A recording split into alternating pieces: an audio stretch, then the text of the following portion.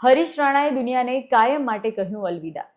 કપરા સમયમાં પણ પરિવારે કર્યો અંગદાન કરવાનો નિર્ણય. હરીશના અંગદાનથી 6 લોકોને મળશે નવું જીવન. હરીશ રાણા એક એવું નામ કે દુનિયામાં કદાચ જ કોઈને એના માટે લાગણી નહીં ઉદ્ભવી હોય. 13 વર્ષથી કોમામાં રહેલા 31 વર્ષીય હરીશ રાણાએ આખરે 24 માર્ચે આ દુનિયાને કાયમ માટે અલવિદા કહી દીધું છે. સુપ્રીમ કોર્ટે 11 માર્ચે ઈચ્છા મૃત્યુની મંજૂરી આપી હતી.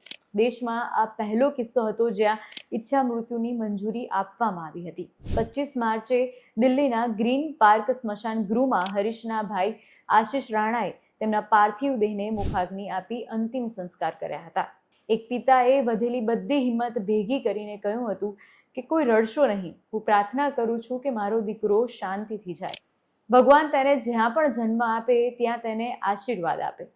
આ કઠિન પરિસ્થિતિમાં પણ હરીશના પરિવારે એક એવો નિર્ણય લીધો છે કે જેના કારણે 6 લોકોને નવું જીવન મળવાની અપેક્ષા છે. હરીશના પરિવારે હરીશના ફેફસા, બંને કિડની અને કોર્નિયાનું દાન કર્યું છે.